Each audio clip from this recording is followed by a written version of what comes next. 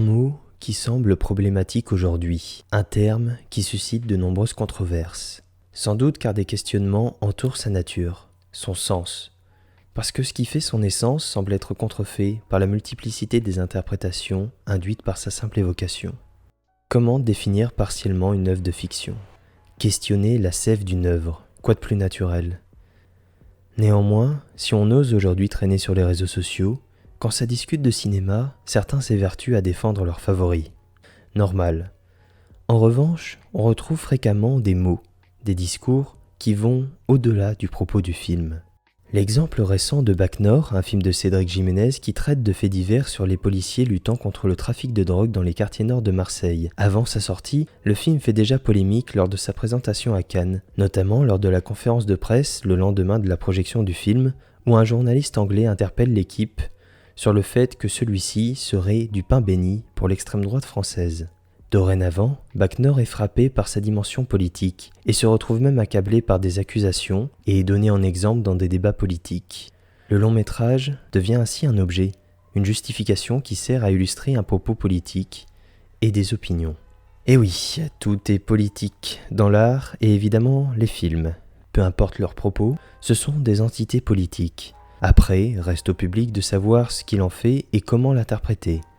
Car c'est là la clé du débat. Le réalisateur et l'équipe du film se défendent et renient l'appropriation de leur film par l'extrême droite. Mais le mal est déjà fait. Le film est visible dans les salles de cinéma.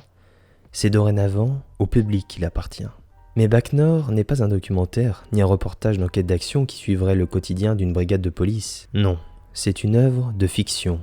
Un film de cinéma, certes partiellement inspiré de faits réels, mais surtout écrit, imaginé, inventé.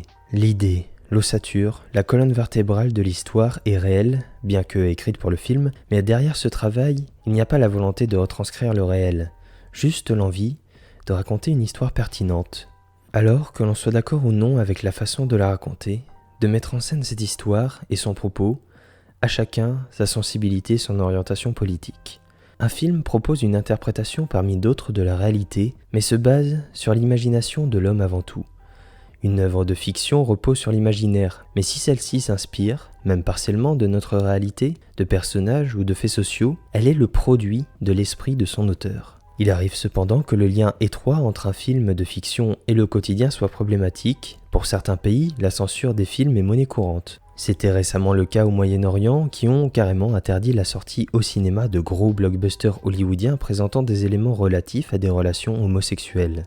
Et oui, dans des états où les libertés sont restreintes, même un film Star Wars ou Marvel peut poser problème. Bref, la morale de tout cela, c'est sans doute qu'il ne faut pas tout confondre. Une œuvre de fiction est une œuvre de fiction. Même si elle se veut être une retranscription, même partielle de la réalité ou d'un fait social, ne pas oublier qu'un film est écrit, pensé, monté pour le rendre meilleur et surtout, dans la tête des studios, en faire un film qui plaira potentiellement au plus grand nombre de spectateurs et ainsi engranger un maximum de bénéfices au box-office. Maintenant, reste au spectateur d'utiliser les clés dont il dispose pour s'approprier et faire en quelque sorte vivre le film. Libre à nous d'inventer toutes les fictions possibles autour d'une œuvre, de spéculer, d'inventer des légendes.